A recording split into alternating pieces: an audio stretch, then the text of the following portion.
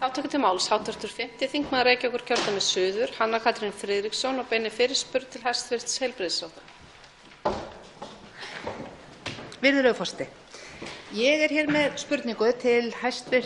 heilbrigðisráðherra sem varðar kostnaðarþátttöku almennings vegna mismunandi tegundar sérfræðiþjónustu. Það styttist í innleiðingu á nýju greiðsluþátttökukerfi sem hér hefur komið fram, held ég.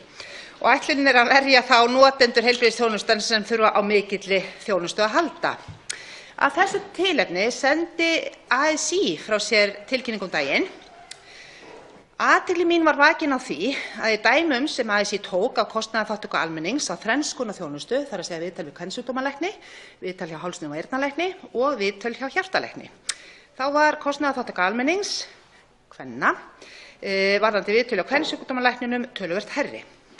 Kjölfarið fór ég í nánari skoðun og greindi tölur frá árinu 2010 til 2016 og gróf yfirferð leiðir í ljós að þegar við skoðum meðaltal kostnaðarþátttöku almennings þá er hún í blönduðum greinum, þar að segja þar sem ekki munur á því hvort að karlar eða konur sækja, þá er hún 11,5% yfir meðaltali, heildarmeðaltali.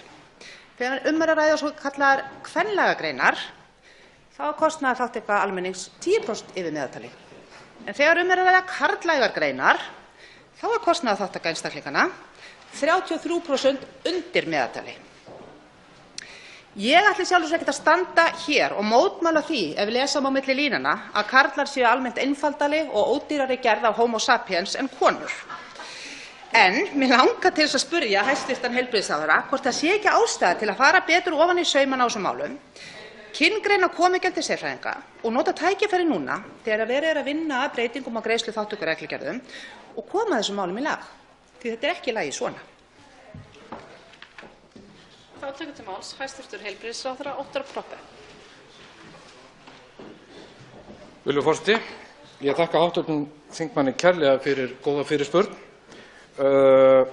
Nú erum við að taka í gagnið nýtt kostnaðarþátttökukerfi sem var unnin af þverpólitískri nefnd sem skilaði af sér til heilbrigðisráðherra í mars 2015. Það er greiðslujöfnunarkerfi sem jafnan er kennt við Pétur Blöndal sáluga þingmann sem er skrifaður fyrir hugsuninni á bak við kerfið sem eins og hv. þingmaður benti á er hannað til þess að dreifa kostnaðarþátttöku á sjúklinga þannig að þeir sem njóta mjög mikillar þjónustu greiði minna en þeir sem nota minna greiða að einhverju leyti meira, en auk þess var samkomulag það sem var nú hluti af því þegar að nýju lögin voru samþykkt í júní 2016 af, ef ég man rétt, öllum þingmönnum sem greiddu atkvæði, að bæta peningum inn í kerfið til þess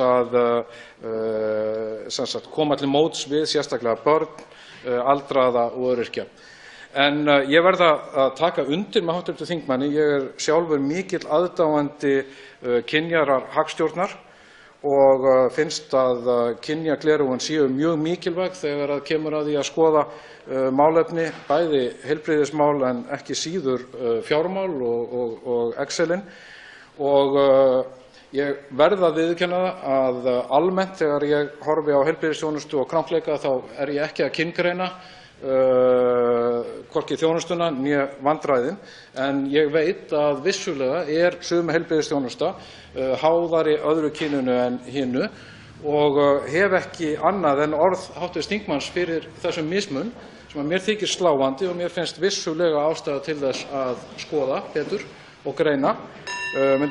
Mun fagna þeirri vinnu og beita mér fyrir henni. Kem kannski betur að því í seinna andsvari. Þátttaka til máls að nýju hv. 5. þingmaður Reykjavíkurkjördæmis suður, Hanna Katrín Friðriksson. Virðulegi forseti. Ég þakka hæstv. heilbrigðisráðherra kærlega fyrir svarið. Það er enda í anda þess sem ég vonaðist til að fá. Ég hef fullan skilning á því að þrátt fyrir umfjöllun töluverða í fjölmiðlum á síðasta ári, ef ég man rétt, hinn svokallaða bleika skatt sem virðist detta á hinar ótrúlegustu vörur, svo lengi sem einhverjar líkur eru á því að konur eða stúlkur noti þær umfram karla eða pilta.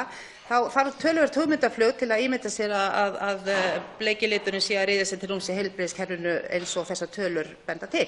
Þannig að ég get ekki annað en fagnað því að hæstv. Ráðherra ætlar að taka þetta upp og býð fram bara aðstoð mína við að sýna þessar tölur sem ég búin að vera að glöggva mig á. Þá tekur til máls að nýju hæstv. Heilbrigðisráðherra Óttarr Proppé. Frú forseti, ég fagna því að fá að skoða þessar tölur betur, en það er alveg ljóst að í nýjum lögum greiðsluþátttöku að þá er alls ekki nein ætlun löggjafans, ekki andi laganna, þvert á móti vil ég meina að mismuna fólki eftir kynjum eða neinu öðru.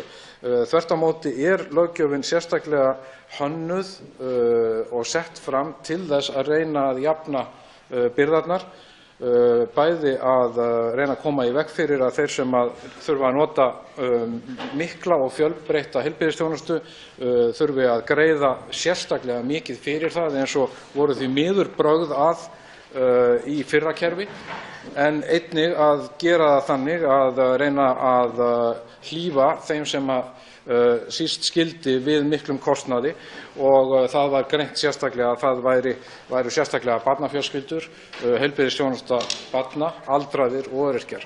En ég fagna þessari umræðu og hlakka til þess að halda henni áfram við betra tón.